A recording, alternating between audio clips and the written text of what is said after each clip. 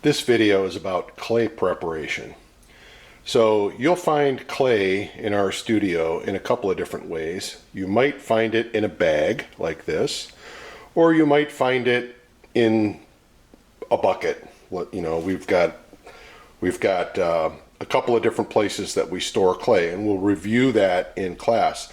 But a lot of the clay that we use is not fresh out of the bag, but recycled. And so this is an example of some clay that has been and will be continued to be recycled. So regardless of where you get your clay, the important thing is to prepare it properly. So we do a process called wedging. So this clay, you can see it's a couple of different lumps that have just been kind of mashed together. And what I want to do is knead it, kind of like kneading bread dough. So I'm going to take it in my hands and just push forward. And there's two major ways to do this. The way I normally do wedging is what's called spiral wedging. You can see how the clay is kind of going around in a spiral. And so every time I push forward, I'm kind of gathering the bulk of the clay in my left hand, and then it kind of comes to a point in my right hand.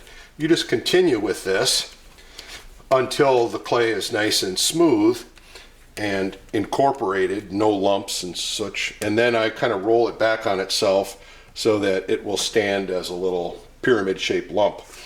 Now, a lot of times, what I want to do when I'm preparing clay is, if there are lumps in it, I come over to the wire and I will make a whole bunch of slices with the wire that will slice through any lumps. I just accumulate those in a pile. When you're using this wire, it's very important and very courteous to just wipe this off, because this clay, when it gets dry on there, it's really harmful to the next person who comes along, and they're going to get dry clay lumps in their clay that they want to work, and that's really bad. So now this has been kind of wired, and it's kind of in reverse order as you lay them down. They're all backwards now, so that's great. It's a really good way to randomize the clay. And now I'm just going to spiral wedge a little bit more and roll it up into a shape that's ready to go onto the wheel. Now, we quite often don't use all of the clay. So what I'll typically do once the clay is prepared is I will cut it into 1 pound chunks. Now, that looks like it's maybe just a tad more than a pound. I'm going to weigh it. Looks like it's just about exactly a pound.